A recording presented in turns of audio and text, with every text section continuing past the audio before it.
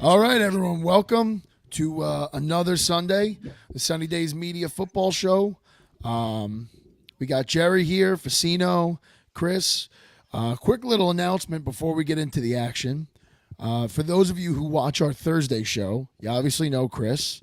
He's pretty much been on every Thursday, and now we're gonna move Chris onto the Sunday show as well, and welcome him to the Sunny Days Media family here. So, Chris, thanks for joining us. Thanks for being a part of this, and we're all very hyped about this. We're I playing golf, appreciate baby. you guys Foursomes having me. only. Foursomes, Absolutely. foursomes only. All right. So right now we got a game going on in London, 0-0. Ravens, Titans. I believe Titans at the start of the game were +6. Pretty heavy underdogs. Neutral site. So we'll see what happens there. I guess Jerry will. When's the Germany game? I think in a couple of weeks. Yeah. I'm sorry. What were you gonna say? No, I was gonna say if we want to recap on Thursday was kind of a nothing burger. We did hit that bet. We did hit on Chiefs spread, so that was good. The over did not hit, which I kind of anticipated. Kind of a nothing game. Not. I don't know. Do you guys have anything on that? The Rangers won. The Rangers won the first game of the Rangers season won. against the Sabres. They beat the shit out of them, so I was happy about that. But yeah, I think it's safe to say that with these primetime games, we could start just hammering the under. I don't think a primetime game has gone over this season yet. Yes, it has. Thursday night football, Lions, Packers. We beat the shit out of them. 34-20. Okay. Yeah, that definitely. Yeah. Actually, I'm gonna eat my fucking words because the Reds get. Whoops. Whoops. The Commanders just beat just got the shit kicked out of them by the Bears too. So never mind. Totally ignore what I'm saying. This is why I'm a horrible gambler. We're gonna get into the action, and after or before, I mean, kind of whenever you guys want to. I definitely at some point want to start getting into trade deadline. It is week 6. Deadline's coming in 2 weeks. All of us, Halloween, right? I believe so. Yeah. All of us, for better or worse, will be involved in this deadline, I believe, whether it's selling off pieces, whether it's bringing someone in. And when I say involved, that doesn't mean everyone here is making a trade. I think that there's needs, there's deficiencies on all of our teams, and there's somewhat of use to someone else, right? So we can kind of get into that whenever you guys want. What do you guys want to start with here? We'll start with the Jets. Yeah, sure. Who the Jets have today? Eagles, the Dirty Birds down in Philly. Yeah, not good. We've never beaten the Eagles, so that's a little worrisome. But also, actually, no, I don't think we're going to win this game. We might cover though. The spread's a little big, but it's not looking good for us here. Sauce isn't playing against a very solid receiver core, which worries me. We got a ton of injuries elsewhere as well that I think might make an impact here, but I don't know. We'll see. We're still riding high off that, win that we should have had regardless from last week. So, what do you think, Ant? Are they in Philly? I believe so. No, it's a home Correct game. me. Oh, it's a home game. Well, me. I'm 0 for 2 this morning. I'm so sorry. That's why I'm actually on the podcast because it's a 4:00. Oh, so it's perfect. Okay. I was like, I didn't want to. Yeah, perfect. That's why time. I thought it was an away game because you were here. Well, it's nothing like a 4:00 because you leave at 12, you get there at 1, and then you can watch the games in the parking lot while everything else is going down. It's really the best. Tailgate from 1 to 4. You get 7 football games in your stomach before you walk in. Yeah, awesome. And you're home by like 8 o'clock, give or take. And you missed most of the traffic. There you go. Yeah. But yeah, I'm not very excited for this game at all. I think we might get the shit kicked out of us. The one saving grace, though, that I will say this, I do think the Jets are going to be the first defense to put a stop to the tush push. I think that's a strong possibility with our defensive front right there. I think Quinn Williams isn't going to let that shit happen, and we'll see. But we saw he got called out a little. I mean, we touched on it Thursday. It was on the back page of the New York Post. Quinn Jefferson was kind of calling out Jason Kelsey for lining up a little bit in the neutral zone on that tush push. And you know what, man? Like, People are going to hear this and they're going to say, "Oh, that's ticky-tack bullshit." But like, no, it does make a difference when you're getting a little bit of a fucking head start. And yeah, bro, like this is competition. You want to get every. I get why Jason's doing it. I'm not going to throw Jason under the bus. Like you give whatever they're going to take you. The officials, that made no sense. But you're going to take whatever the officials give you, right? They if they don't want to call something, you just keep fucking doing it. But No, it goes back to what yeah. we were talking about with the Chiefs week 1 during Thursday Night Football with all that. Taylor, yeah. With the exactly. Yeah. If you can fucking cheat, do it. Why not? If they're not going to call you for doing it, there's no reason to fault you. That's a competitive advantage right there. There's no reason not to. Lane Johnson, I will say Lane Johnson is a false start machine, and he does that little move where he gets right off the line. I forgot who the Chiefs offensive lineman who was doing that week 1 pass that had pissed you off, but Lane Jawan Johnson, Taylor.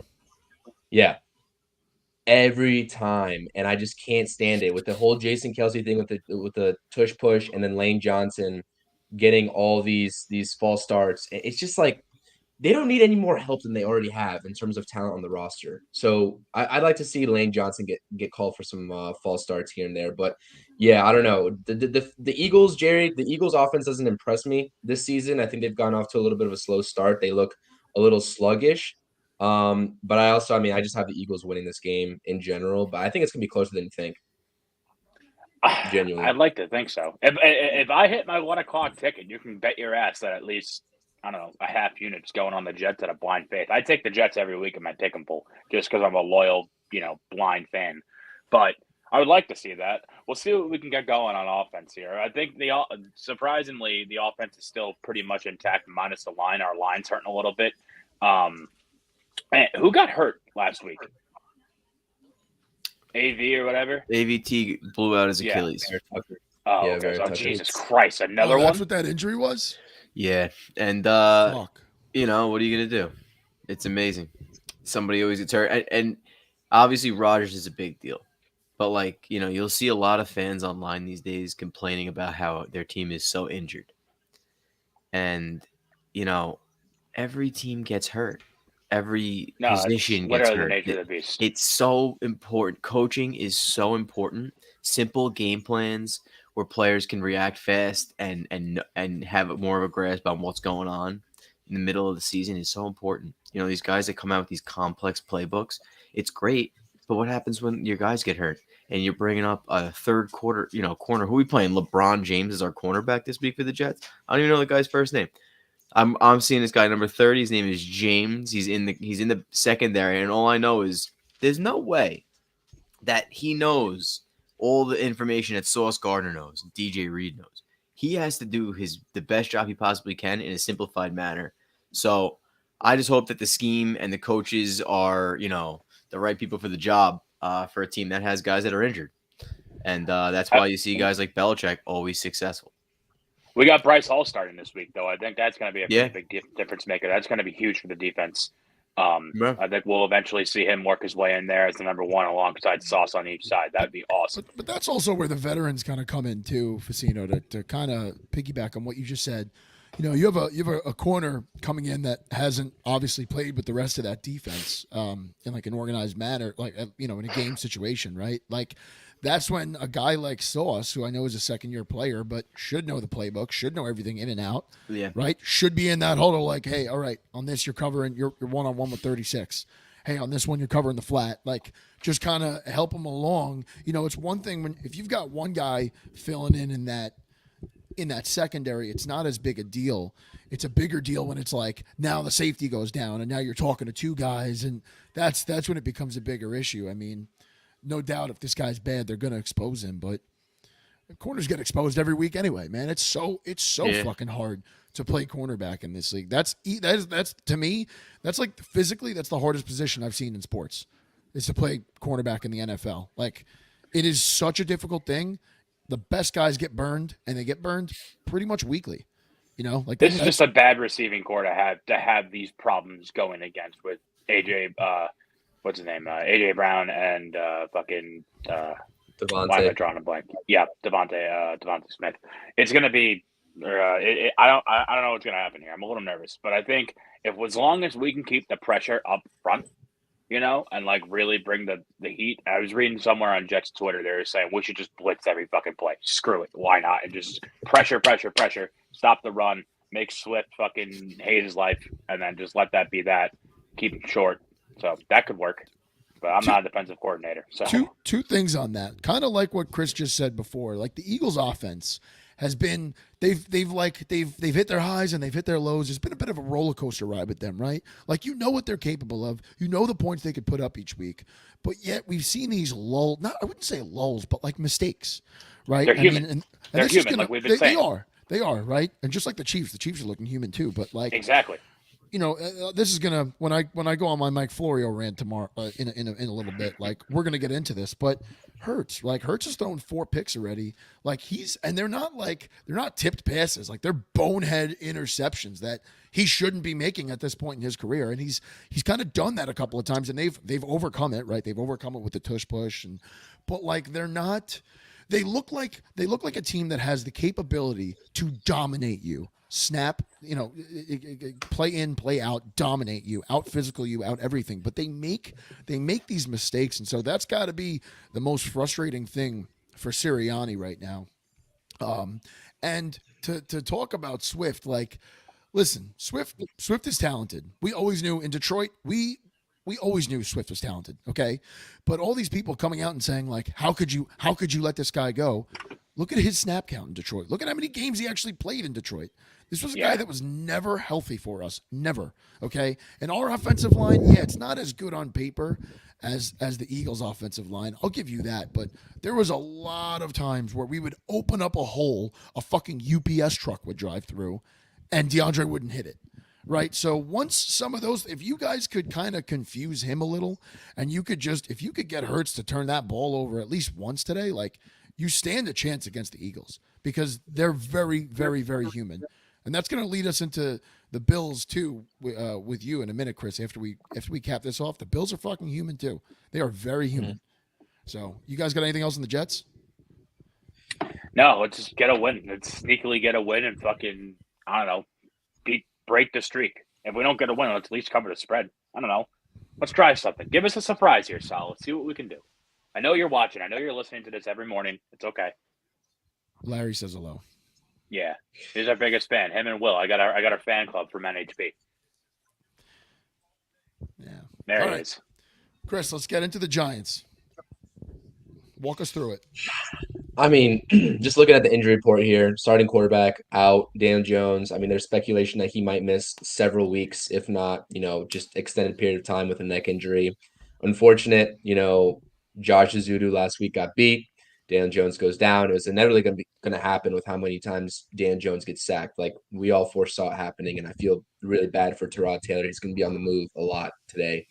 Azeez Ojulari, I mean, a guy who can never stay healthy, all the talent in the world out of Georgia, outside linebacker, on the IR again. 2 starting offensive linemen, Andrew Thomas and John Michael Schmitz are center, both out as well. Matt Pear also out, backup O lineman. So questionable. I'm not sure if Saquon's going to play today. We got Evan Neal also on the injury report with an ankle, our starting right tackle. It's a mess. I'm not sure. I got to check if we elevated Justin Pugh from the practice squad or not. It'll be a short turnaround to do so. But at this point, we really have nothing to lose at this point with our offensive line. I will just say right now that I'm not confident. The spread is what it is, right? We all know what the spread is. 13? With the Bills. What is it? Right? It's like 15.5 or something like that. 15. So, the Giants kept it close last week against the Dolphins until they inevitably, their offense kind of boosted. That Tyreek Hill absurd touchdown because Trey Hawkins wanted to play press coverage on Tyreek Hill, and then Tua just throws a bomb to him. Real easy throw, loft it. Tyreek Hill, separation for 20 yards. It's just stuff like that where we have a lot of young guys on the defensive side, on the outside, that just haven't found their footing yet. I will say Deontay Banks is looking really good. That's a really good bright spot for the Giants on the outside there. But the team, the heart, the effort, the will. I've said, how many times have I said this over the past couple of weeks? The Giants just do not look like the same team that they were last year. They were gritty. They grinded out wins last year. It wasn't the prettiest last year, but they got it done. This year, a culmination of, I think, just a lack of talent, maybe a lack of effort. I don't think the coaching can really save this team. The coaching can be tip-top shape, but you look at these injury reports every week. I know we just said that, the injuries happen to every team. I understand that.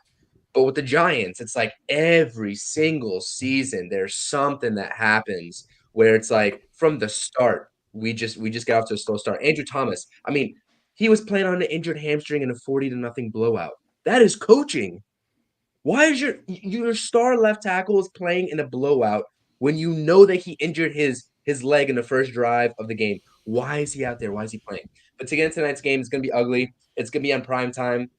Another primetime game for the Giants. Not looking forward to it. I will be watching because I'm a diehard, but man, I'm hammering that. I like to play it safe.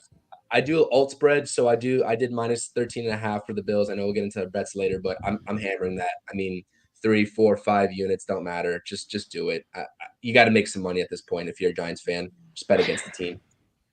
Dude, second week in a row you're betting against your team. I applaud you because I don't know, as much as I hate, I don't want to say hate, but as much as I know that they're going to lose or whatever the matchup is, I'll always just be a blind fan. Be like, fuck it, I'm riding with my guys. But you're a smart man with your wallet, and I commend you for that.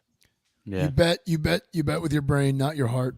I love my Lions. There's been games I've had to bet against them, and I don't like doing it, but I do it with the Mets. Like sometimes, honestly, sometimes it's like a reverse jinx or whatever. Yeah. You gotta. Yeah, I guess it's a win-win situation, right? If the Giants lose, you win money. If the Giants win, you're happy camping. Well, unless they lose by 10, and then I'm out both. So then you're out both. Yeah, and that sucks. Well, the Giants are an anomaly because they were in year 1 of a rebuild last year, and they made the playoffs. Now they're in year 2 of a rebuild, and take everything out of it. You went to the playoffs in a first year of a rebuild. Then you don't go and you look like the worst team in the league the following year. You're supposed to get better. And I don't understand why they haven't. And, obviously it's the quarterback and it's the offensive line. It's the defensive line and it's the secondary. And when it's everything, it makes last year make less sense. How can you be a playoff team that won a game? Like, they didn't just go to the playoffs; they actually dominated a game. And obviously they lost to the team that went to the Super Bowl, but the Giants were like no joke last year. They weren't a laughing stock. They weren't somebody that you were just going to walk all over. So I can't believe that it's come to this. I've seen this happen in 2018 with the Jaguars. Jaguars were not supposed to be anything. They were rebuilding. Right. Bortles had a decent year. They went to the championship game, and then everything fell apart the following year. But I don't know. If they didn't make the playoffs last year, is everybody on the hot seat? Yeah. So everybody's kind of living on a memory right now. Is that true? Because I want to know, what was the conversation between the Maras and Dable? I don't think he walked in and told them day one, "Oh, I'm taking this team to the playoffs right now." Like we're gonna take this team to the playoffs. I feel like he wanted to build. I genuinely think he told them this is a 3-year rebuild. Like, I can't do this overnight. I want to see what I have in Daniel Jones, obviously, right? Because they had to extend him. I want to see what I'm going to do with Saquon. Like, there was a lot of questions with this Giants team. Joe Judge left them, and Gettleman, that fucking moron, left them a mess. Right? It was an absolute mess that they took over. So I don't know. I think Pacino, it's not always, in my opinion, it's not always at some point it is your record. Like, your record is who you are, and that's it, right? But sometimes it's like how you lose, right? So if you're and that's why this looks so ugly right now, because the way the Giants are losing is like there's not even a fucking chance. And the one game they won, they needed a miraculous comeback in the second half against one of the worst teams in football. So that's the thing. And the worst part, Matt, is they should be. I'm a New Yorker, man. I'm never gonna root against the Giants. I really will always root for them. They have there is no relation to the Jets, conference wise or anything. It's Yankees Mets to me. So the same thing as Yankees Mets. So this whole going 1-4 throughout the first 5, if you can get to 1-8, 1-9, dude, you need a quarterback to win in this league. And if you don't have one, But then you need to need draft. a line to block for him. You need a line to And, block and too. you need Brian Dable. Like Chris, you were just talking about leaving Andrew Thomas in there. Why the fuck was Daniel Jones still out there in these blowouts? Like, what are you thinking? That's Daniel why his Jones, he also holds onto the ball too long, and he steps up in the pocket, and he tries to make things happen very close to defenders. So yeah, people are getting beat left and right, but Daniel Jones isn't doing them like he's not 2-step, 3-step drop, quick ball out. He's not throwing like anything where like the defensive line has to guess. They're dropping back. Daniel Jones is getting smoked, and then they're just calling another play on second down. So I feel like Dable, So it's like night and day from last what, year. what I will say about all this is I try to stay out of this whole beef that you see on Giants Twitter.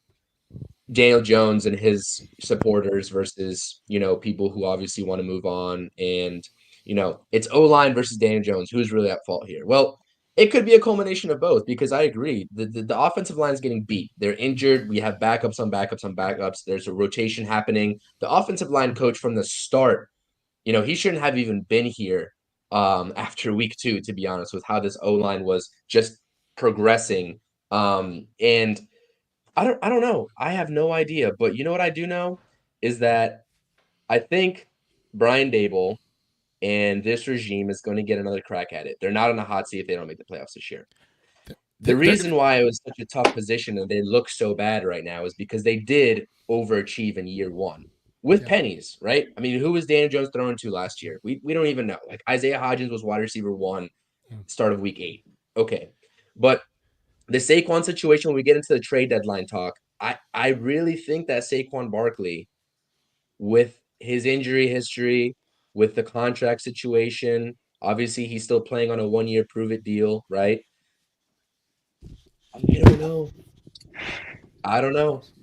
Saquon Barkley. I don't want to speculate. I got a Saquon jersey. I was a proponent. I know there's been an argument for the end of, from the beginning of 2018 on that number 2 overall pick that the Giants, had, whether he should have been drafted that high.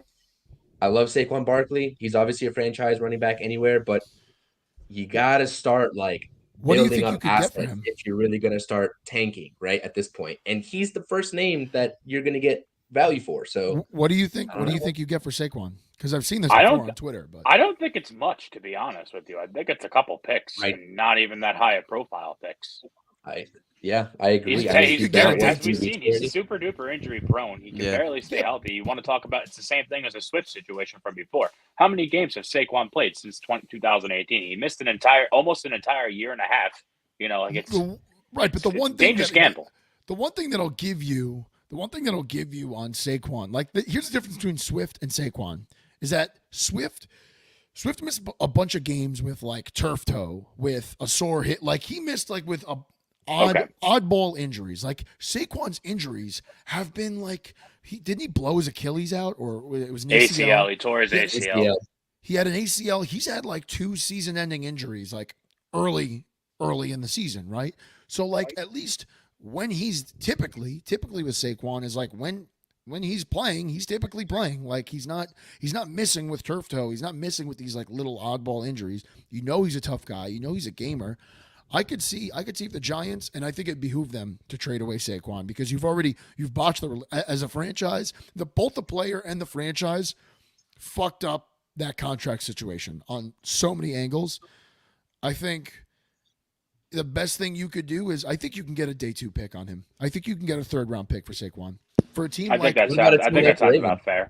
What? Yeah, I'd be calling the Ravens. I'd That's be what I'm saying. What do you want? It's actually better yeah. for the NFL for him to go to the Ravens, because the Ravens are going to trade for another running back that can't stay healthy. Yeah, you know what, man? I mean, at the end of the day, Sorry.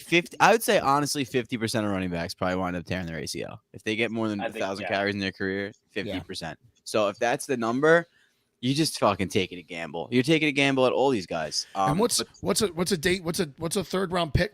You're talking about your season here. Saquon is that good. He makes the difference between. And you know what? The Giants already paid him. I don't even think he's going to cost anything to trade for him. No. So he might actually be even more valuable than you think. Especially now that he's on a 1-year deal. Just go test the free agent market. Go where you want, get the money you think you deserve that you're probably not going to get. Yeah, go to the Chiefs. You deserve it, bro. You really do. What about go to the a great Dolphins? team. Dolphins just have A-Chain on IR. Dol- Dolphins make sense. Dolphins could use Nah. a stable. I say that word lightly. Running back. I feel like they're always That would be committing. They terrible. don't have like a guy. You know. Facino, Yeah. do you not want him to go to the Dolphins because you don't want to see the Jets play him? I don't want him to go to the Dolphins because I hate the Dolphins. I hate the Dolphins. I hate the Dolphins. I hate the Bills. I hate the Patriots, of course. I mean, and anytime like that, a name of a player that is really a difference maker can go to a team I hate, I'm out. You know, and I do have to watch, and I hate, dude, Saquon. I want to root for him. I don't want to hate him. Yeah. Two things, as I guess we'll wrap up. I mean, Tyrod Taylor, we'll see what he has tonight. I mean, he deserves a shot to play today against his former team. We'll see how he does today. But two, I guess, ideas or just talking points on the Giants before we wrap up. One, I think in terms of the Saquon situation, obviously the contract negotiations aside, in terms of a strained relationship, we all know Saquon is, says he has said he wants to be a Giant for life, but you got to question whether this situation for him is really career favoring, right? And he knows that, everyone knows that. But two, is something that I got into a debate on Twitter with some guy about this, where they came out and the Giants all of a sudden, and the Daboll regime are pulling a Mets front office where they're not transparent with these injuries. They said that Saquon's MRI revealed that it was a regular ankle sprain, 3-week timeline. Come to find out, in a pregame, it was the 49er week. It was the pregame where he did an interview with the media, and he specifically said himself it was a high ankle sprain. Now, why is that coming from your player? If you want a game plan and you want to do X's and O's and you want to blow the smoke on what the injury is and the severity, why is, you would think that the franchise, the team, and the player would be on the same page in terms of not revealing that injury. But Saquon went ahead and did it anyway. Why? What's the issue there? Is there some sort of, you know what I'm saying? If there's any speculation about his ankle, though, like all this trade scenario we just talked about, put that out the window. If there's any ounce of speculation about that ankle, and you know what, Chris, maybe he's doing this to. I'm not accusing him of it, but like maybe it's kind of like, you know what, fuck the Giants. They wanted to fuck me in my contract situation. Now you can't trade me. Now there's no assets. And fine, you want to tag me next year? Yeah, sure. Pay me another $10 million. Fine, That's no what I'm problem. saying. On top of that, though, we're seeing. I mean, we saw the Jets saw it. I mean, I don't know if he deleted the tweet or not, but like we saw it this week with Sauce, where like Salah is like, oh, he's sick, like he's probably just gonna miss the game with like an illness or whatever, and then it comes out that he has a concussion, and Sauce is on Twitter saying, yo, like I literally feel like he's like talking about his own injury, and which he does have the right to do, and I think they should, but also like I think this day and age with the players and the franchise and all that stuff, at least in the NFL, we're seeing a lot of this like I'm going to call it freedom of speech, just for them to speak on their own terms and talk about what they want to talk about and how they want to handle it and get their truth out there. Because as we know, Cream, baby, cash rules everything around me. It's just, it's all the, like, that's all the players are really worried about at this point, where they want to make sure they're making their money so they can live their truth and not let, their franchise that quote unquote owns them control their narrative and kind of fuck them, like in this situation with Saquon, because like you're saying with the trade and everything like that, he wants to say, no, I'm okay. And the Giants saying, no, you're not. And they're kind of just trying to do all that. Yeah. Yeah. Big NFL note. It looks like Gardner Minshew's inevitable, and Anthony Richardson's strongly considering shoulder surgery. Really? Wow. But you know what? Everybody gets hurt. And that's what it is. What are we going to do? That with a smile on your face, you cynical piece of shit. Let me tell you something. Gardner I don't even want to. Man, that's why. I love Gardner Minshew. Goddamn man. I love Gardner. I hate the Colts, obviously. Florida man. But it just goes to show you, man. Like the Jets, man. We talked about a 4-play season for 7 months. The Colts. What do you have in Anthony Richardson? Let me tell you something. They have something in him. So shut him down. Suck for the season. Get a good pick. Add a left tackle. That's not a bad move. I mean, especially if you know who the guy is. And that's been the Jets' problem for 4 years. We're always trying to we need to know, is Zach Wilson the guy? Well, how come with the Colts figured out Anthony Richardson's the guy in 5 games? I'm sitting here 23 games in, 24 games in, I think I had. Yeah. That's true. That's a good point. Anyway, what's the next game on the slate? Well, your Jags. Jags, Hammer him. Hammer the Jags. -200. Hammer them. I'm in. It's I'm all amazing, in. man. I'm all in. I'm Trevor too afraid Lawrence. to take the -3.5, but I'm all in on the win. Trevor Lawrence is amazing. He's amazing. He made throws during our show yesterday. I don't know if you guys were able to watch. It's tough, but he's one of the best quarterbacks in the NFL easily. He makes the right decision every time. Holds on to the ball the best he can. He has a terrible line, but he gets rid of the ball so quick. So he has a lot of fumbles, and people use it as like a drawback because when a player's good, you always want to find out what's bad with him. You know what's wrong with the guy now. He didn't have a good game. But I think that the Jaguars are going to be set for at least the next 5-6 years. At least. Easy. Yeah. Easy. And now, can you imagine if the Jets didn't beat the Jaguars and we got the fucking first round pick that year and we'd have him over fucking Zach Wilson? Well, I think we would have ruined him. You may have ruined him because he needed a coach, and this is why Ben Johnson's so it's just a great option for the Jets. Like, you have Aaron Rodgers, so Ben Johnson can help him.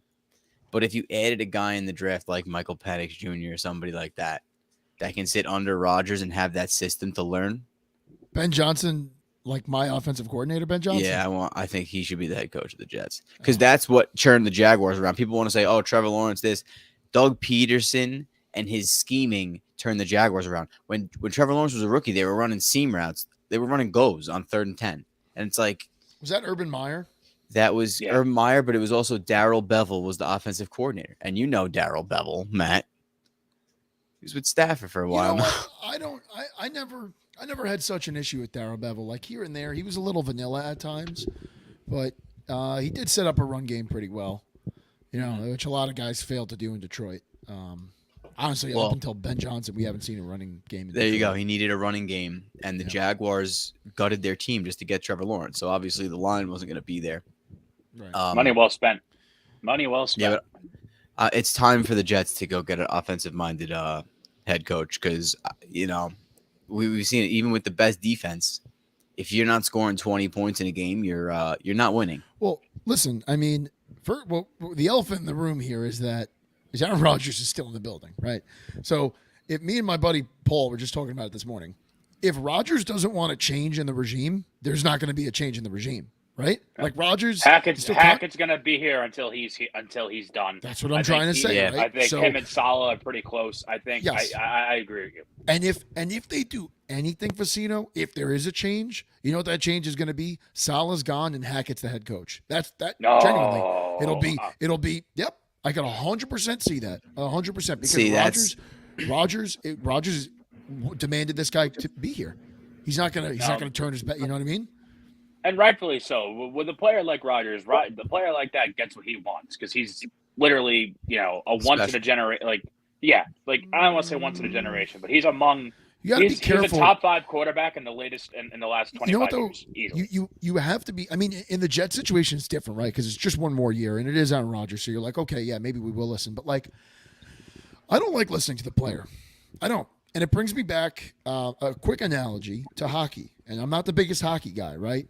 But anyone in New York that remembers John Tavares, okay, when the Islanders were so brain dead, okay, and John Tavares was coming up on the end of his deal, and there was a lot of talk of him getting traded, and he came up to ownership and said, "Don't trade me. Don't trade me. I want to stay here for life." And so ownership said, "Okay, here's an extension." "Oh no, I don't want to sign an extension. I don't even want to negotiate, but don't trade me. Trust me, I'm coming back." If you want to be here, and especially the Islanders offer was more than Toronto's offer, right? I'm not going to sit here and say they deserved it, but they totally deserved it. Fuck. Well, I know there's a personal vendetta there. I get it, but that's where I'm trying to go at with beware of listening to the player because you can't.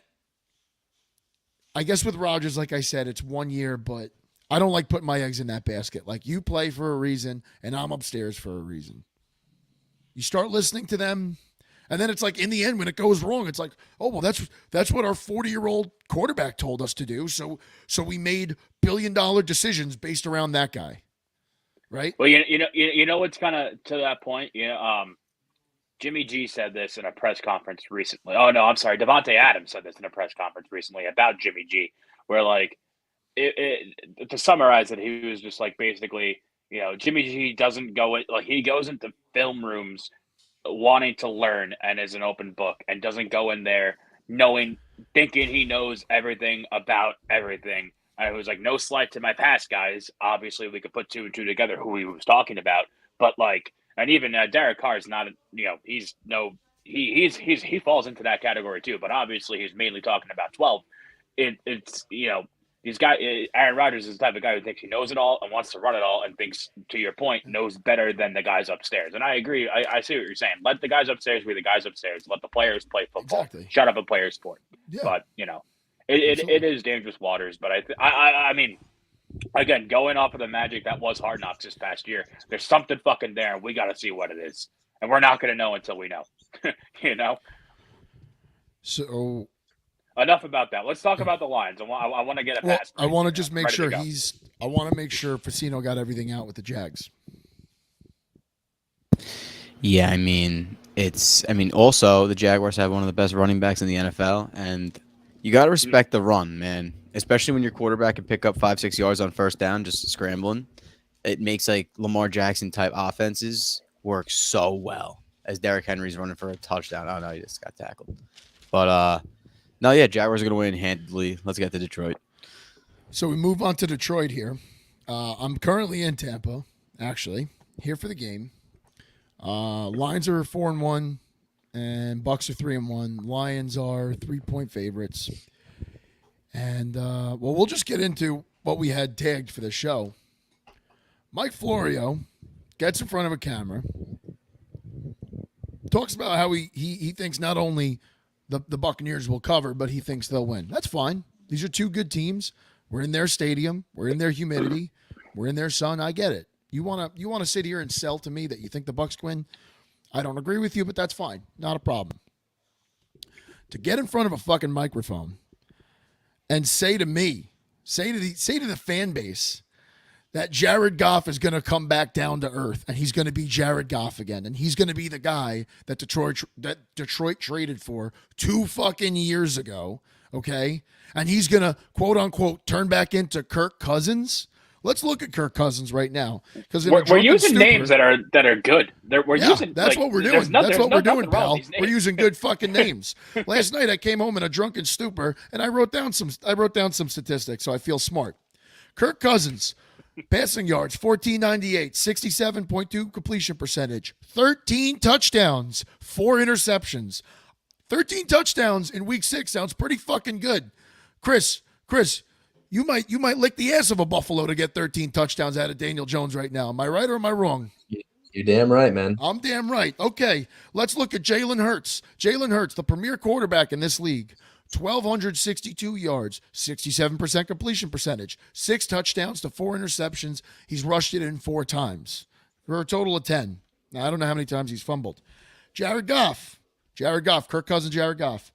1,265, 69, nice. Completion percentage, 9 touchdowns, 3 interceptions. He's rushed it in twice.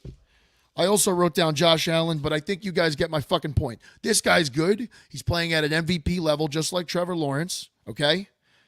To tell me he's going to come back down to earth, could he have a bad game today? He might. He might have a bad game. Good players, great players have bad games, and that's okay, okay? But to tell me he's going to come back down to earth, for what reason? What makes you think that way? The Lions line's healthy and they're blocking.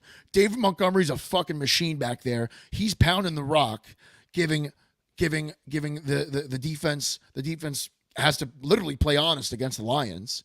Jameson Williams just came back from suspension. He's ready to run all over the fucking world. St. Brown's back today. Oh, and by the way, I'll say this right here. I don't give a shit. The Lions have the best tight end in football.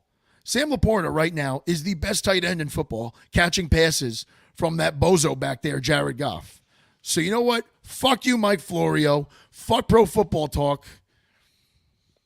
Jared Goff is good, and he's an MVP candidate. Yeah, that's the worst account ever, that Pro Football Talk account.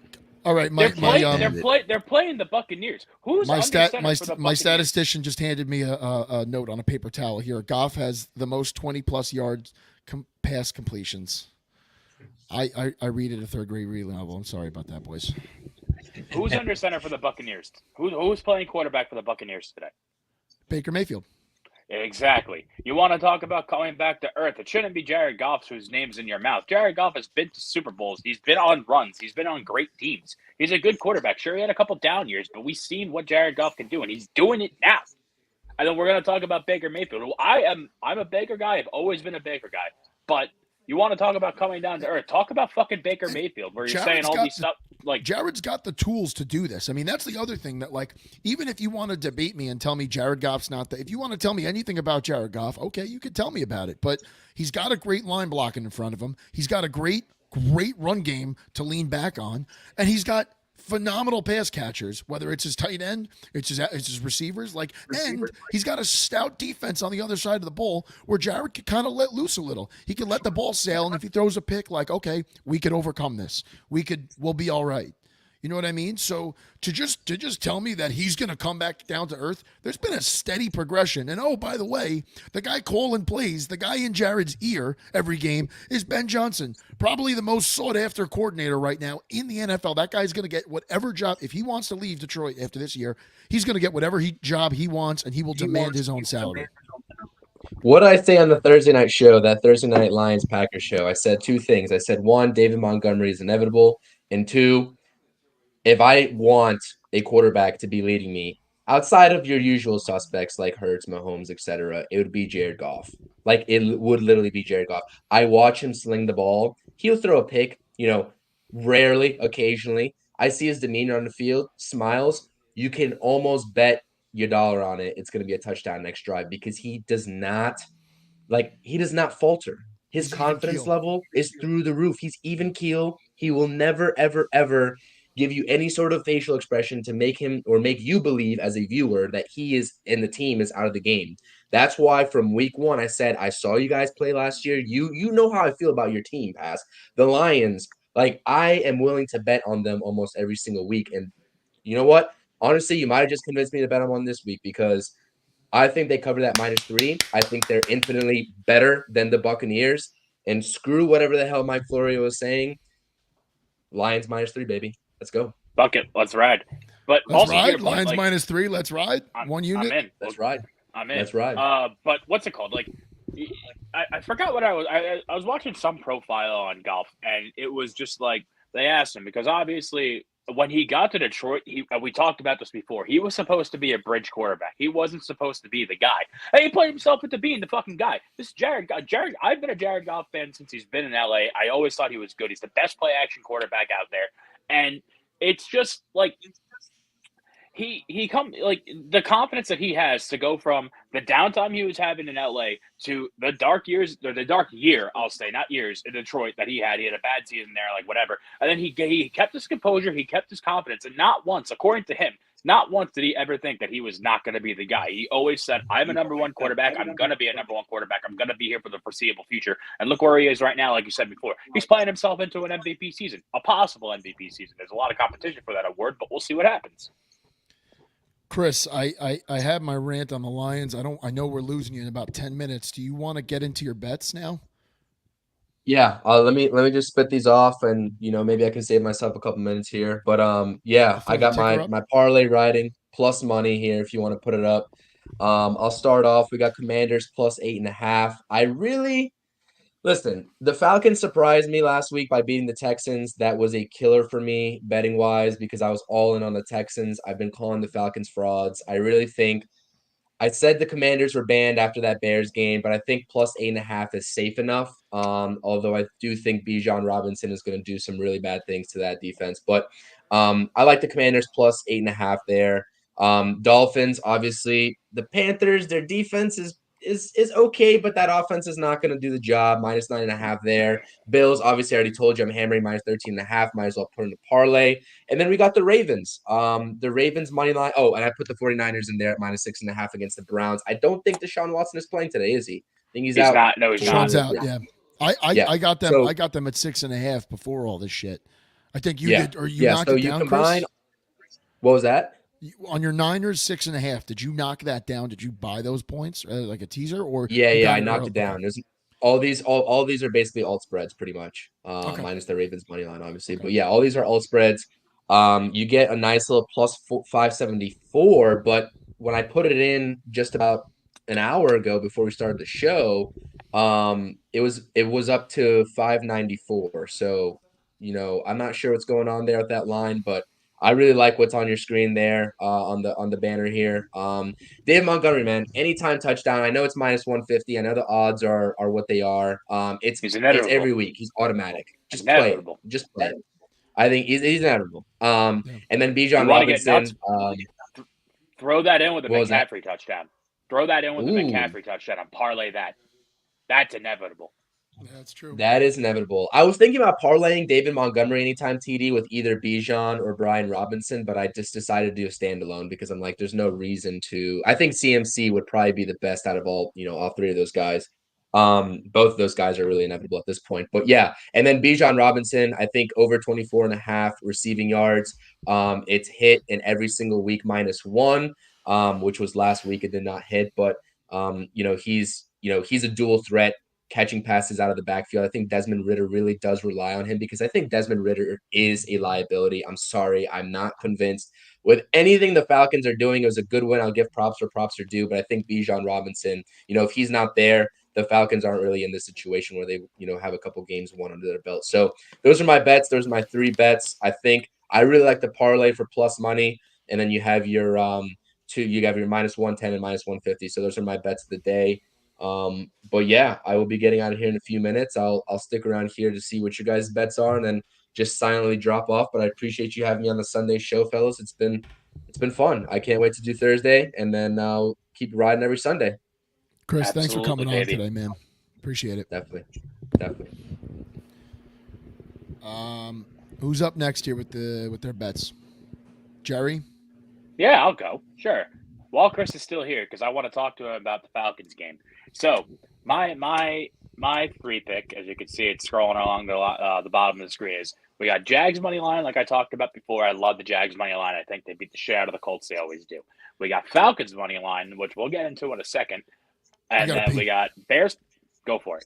We got Falcons money line. We got Texans money line. As I've been saying week after week, I love the Texans. I think they're so much better than people are giving them credit for. I think we're going to see them have 7 wins. And I think the Saints, I don't want to call them an easy win, but I think this is going to be a better game than people think. And then Bears +3 and Seahawks +3. As you know, I'm a sucker for that +3 number, which is the only reason why I might stay away from that Lions-Bucks game. Now going to the Falcons. I've bet against the Falcons now 2 times on this show, both in Atlanta, and I'm 0-2. And there's been a point that's been thrown, not directly in my face, but right in front of my eyes where I could have seen the signs. Desmond Ridder does not lose at home. He never lost at home in college. He hasn't lost at home in his NFL career. This game's in Atlanta. I am going to ride with the Falcons, and guess what's going to happen? He's going to lose his first home game. I know it's going to happen. I know it's going to fucking happen, but whatever. I think that's the only reason why I like this game. I've seen it happen twice now, both in the same manner. It happened with the Packers and it happened with the fucking Texans, where on the last drive, they drive the field and Young Waku hits that field goal and just fucks me in the end every single time. So I'm going to take the Falcons this week. I think they pull it out. So I was saying it before we went live. My picks here feel dirty. I'm not the biggest fan of these picks. I'm not the biggest fan of this board. And taking the Falcons, the Texans, the Bears, and the Seahawks. The Seahawks are coming off of a bye, so I think the Seahawks are going to be playing fresh. I think honestly they might beat the Bengals outright. I have no idea what's going to happen there. The Bengals are obviously still dealing with their woes, but I'm scared of the Bears here. The Texans, I'm confident in, but also kind of because the Saints also look good, and that line. No, I'm sorry. The Falcons line dropped, right? The Falcons line went down to 1.5. It was 2.5 last night. That line dropped. So that gives me a little bit of a worry. But we'll see. I'm still trying to hit one here. I haven't hit a straight play yet. My picks on the Sunny Day Media parlay has always been hitting for the most part. I have a great success rate there, but I haven't hit my single ticket yet. I'm hoping this is the week, so we'll see what happens. Nothing better than the plus money right there too. So yeah, I agree. I hear you with the. I hear you with the Desmond Ridder stat. I just don't know, man. I'm not convinced. And I think the Commanders are better than what they showed on Thursday night against the Bears, to be honest with you, as much as I hate to say it. I think it's a close game. I wouldn't be surprised if Younghoe Koo, hits that game-winning field goal again to keep that Desmond Ridder streak intact at That's home. all But I at the need. end of the That's all I day, need. yeah. So at the end of the day, I hear you, but that's why I went the safer route because I was like, if the Falcons win, I don't think they're going to be winning by anything more than a field goal. So might as well just put I'd agree Commanders with that. 8.5. Yeah. So I appreciate you, fellas. I'm dropping off. See you all later. Appreciate you having Thank me you for on. your service. See you next Yeah. week. Yep. Thanks, Chris. Appreciate it. Facino, you want to get into your pick today? Yeah, I like the Bears money line. I'm not as big into the analytics of the over-unders as much. But and I don't even like the spreads, to be honest with you, because you never know. Obviously, like the Giants are probably not going to win, so the spread kind of comes into matters more. But I mean, if you can take the Bears plus +3, take a money line. If they win, they're home. They've been getting shit talked all year. So Do we if think they they're beat the do we Vikings, it'd be a think they're going to statement. turn it around? Do you I don't think think that, necessarily do you think turn it after that around. Thursday night? You don't think after Thursday night's like massive win? You don't think they're going to kind of right the ship? Maybe. Well, I think Thursday night's tough because sometimes like you have less time to prepare on offense, so it's lower scoring. But that Bears game was like if you just throw it up to DJ Moore, you can score points. So I think that they're going to just try to do that. And the Vikings have a terrible secondary, and they have no pass rush. Well, they have Daniil Hunter, but other than that, they have no players on defense. So I don't think that they're necessarily going to be able to like just stop Fields because Fields can use his legs. If they can score 30 points, it's going to be tough for Cousins because he's out Jefferson. So, and they really haven't had a run game this year. So I think that That's a bad. I hate that Jefferson's out. That's fucking mean. I was And the 4-1 Bears are in home. fantasy. I'm about to go 4-4. I'm yeah, very Bear upset home about game, that. man. Soldier Field, no joke. It's history, people showing up. It's probably cold. It's exactly what you want. And I think they win. I also think the Bengals win over the Seahawks. What was the spread on that? 3? 3. I just think so because the Bengals did this last year where they like kind of came out slow out the gate and then all of a sudden they were just blowing teams out. And it's in Cincinnati. I also like the Raiders because I hate the Patriots. And I like the Rams today to get back on track a little bit because Matt Stafford's too good to lose to Josh Dobbs. That's your bet? Yeah, money lines. All right. Spread's the spread, Matt, but it never matters once the ball gets kicked off. So Lamar looks really, really good, by the way. As always, but he 9-3. looks really good. So I cooked up a nice parlay with my pal over here, Pavo. We put in a nice parlay, and he's sitting next to me. But I'm about to get him charged up with my next pick here because Dickbag Mike Florio got your boy pumped up. And now I'm going straight up Vegas sicko mode. Uh-oh. Uncle Ted. Oh, no, it's the Rolling Stones. Never mind. I thought it was a Stranglehold. I got excited.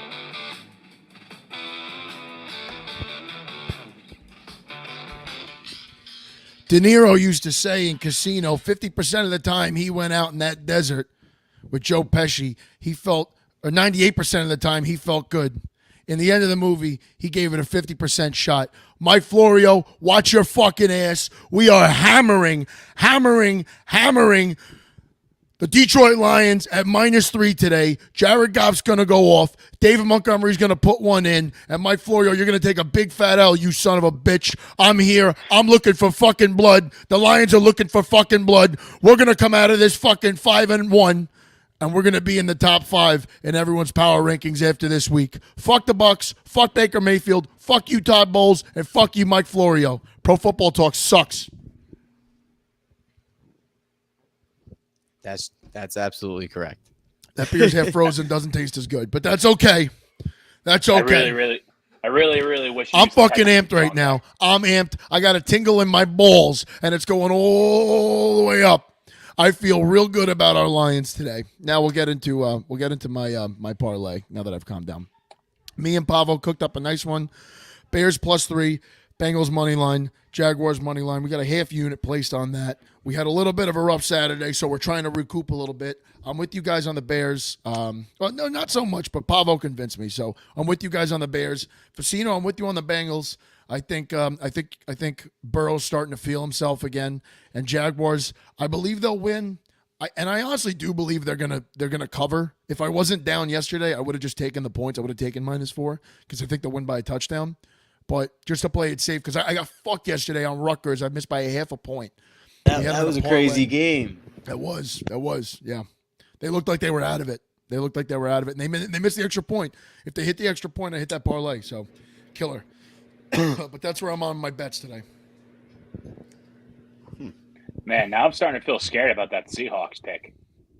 But Seahawks are rolling. Yeah, Seahawks they're are frisky. rolling. So Seahawks game are goes rolling. either They're way. coming off a bye. They're going to be fresh, and not to mention, I looked at the historics. Not that they play each other too often, but I looked at historics, and it looks like every time they played each other, game's been pretty close. So I think, and like you said, it's a toss up. Like it's like split down the middle. It's not like Jaguars Colts where the Jaguars beat the Colts just about every time they play them. It's like Yeah, it's actually we'll wild. see what happens. Is T. Higgins playing? That's the one question. That's a good question. I don't know if T. Higgins is playing.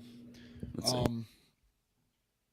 And before I forget, because I did say we were going to do a little trade talk. Trade deadline. Yep. Yeah, so I don't know where you guys are at with the Jets and the Jags. I wrote 2 names down here for the Lions. Listen, Kirk Cousins is out. He officially didn't waive his no trade clause or whatever. So he's so not, Cousins won't like, get traded. Nope. Well, no, they could. I mean, if the Jets want him, though, they would in like a few weeks and say, "Look, do you want to trade for him?" You got now? 2 weeks to make that deal. So. What's going to happen? The Vikings have to lose today, and then they have to lose again next week, and then I don't think it'll ever happen. Because I would just keep your chips. Don't bet when you have shitty cards, you know? So, when that comes around, I'm folding at this point, and just seeing what the hell I got. I would try to add like a guy off a practice squad that's younger if Zach Wilson starts to suck, because you still have 10 weeks for the guy to learn and show something. So I wouldn't like completely throw that away, but at this point, you're going to take Cousins, and then what happens? And this is the biggest problem. What happens if you trade a third for Cousins, and then you lose the one game after week 8? So you're like 3. Let's say you're 3-6 before Cousins really can acclimate. And what if you miss the playoffs by a game? That would be that would be the most Jets thing to happen. That's the risk that you take, though. That's the risk that you take. Like, I mean, I get both sides, but you can't go into it like, what if we lose? What if we miss playoffs by a game? Like, I know you can't live by that. Yeah, you can't. I think we have the offensive weaponage where a competent quarterback like Kirk Cousins, not that he's fucking Patrick Mahomes out there, but I think he can give. I think he'd be able to put Garrett Wilson and Mecole Hardman in better situations for them to succeed than Zach Wilson can at the current moment. Yeah, if we were 4-2 right now, and then we just found out Rodgers tore his Achilles, then I think the story changes a little bit. Well, we're 4-2. We're not having this conversation. No, if we're 4-2, we're getting. No, I'm saying if let's say Rodgers got hurt this week after we're 4-2 or something like that, at that point, would Cousins come here? Yeah, 100%. But at this point, I don't think he sees a point in waiving the no trade clause. It doesn't help his career as much. What do you think the Jags do at the deadline, Facino? I think that Daniil Hunter really should be a Jaguar. Oh, that's okay. That's my guy too. And I thought, and it's a shame because he should have been a Jaguar before he signed that extension with the Vikings. I would have traded for him then. There was like buzz about it. He like followed the Jaguars. Yeah, it's a whole thing. But the Jaguars are notorious for this stuff. He's the number one. He's the number one guy. I think Daniil Hunter's getting traded. But he's like one of the number one guys on my list. So like, if you've been on Twitter and you've been in any sort of a Lions circle, you've seen Max Crosby's name come across a million times. But like, there's no. I don't think you need him. Oh no, you do. Any team needs Max Crosby. But like, first of all, like, I don't even think Max is gonna get traded, right? Like, they're probably gonna win today. They have their next set of games. They have like over the course of their next 5 games, 4 of them are definitely winnable. At least 3. So that still puts you in that race. And the AFC is not as strong as we thought it would be, right? No. Especially with Rodgers hurt and the Bengals having a slow start. So like, I don't think Crosby gets traded. I think Daniil Hunter definitely gets traded. That contract is so favorable. It's a matter of where he goes. And I'm right there with you, Facino.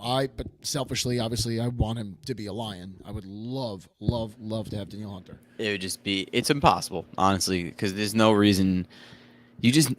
Matt, it's the same division. Yeah, we traded T.J. Hawkinson mid-division. I know, which is Doesn't matter. insane. And we did that mid-season. That was like the craziest thing ever. I know. Because And it's the the same Vikings, teams, the Vikings so offered the most. The Vikings offered the most, and Holmes jumped on the deal. Especially It's the Lions were incredible. 1-6 when they made that trade. Like, that was the right thing to do. That was an Sucks. incredible That was the right thing move to do. into division. Very rare, though, I'll say then. That happened, Yeah. and it happened with the same two teams, but very, very rare. And I want him, too, so I want him more. The Vikings? It's he's a great player though. The guy's already got 6 sacks. You know, if you put that on a team like the Jags, they're probably 5-1. My buddy Pavo's letting me know right now between the Lions and the Vikings.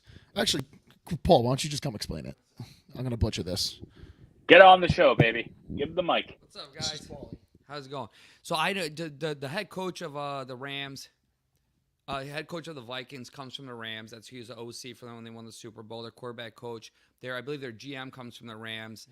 So that's why the whole connection of when we traded Hawkinson to the Vikings last year is the whole Brad Holmes connection with the Vikings. You know, and then both of them don't mind trading in the division. So, but that's why I know they've worked some trades in the past together. So it may happen again. I mean, hey, I hope so. But outbid listen, the Jaguars if you want. I'd be happy to see him go to the We need him. Jaguars, too. I'd be definitely happy to see him go to the Jaguars. The other guy I have here is Patrick Surtain. I don't know if the Broncos would do that. They're open for business. I don't know that they're going to trade away their best corner, but that's a guy I'd be willing to give up a first-round pick for, no doubt about it. He's a all-pro corner. He's like under 25 years old. That I'll take any day of the week. So those How are many two years names does I Russ saw. have on his contract? Too many. It was a I big don't one. know. I was gonna say They're a maybe they fucking shipped mess, him. though. That's a disaster. That's a fucking disaster. So, all right, boys, we got anything else? I am chilling. No, what's What do we got, Pacino? What's the Sunday night game? Giants, Bills. Giants Bills. Yeah. Seriously. All right, get some sleep.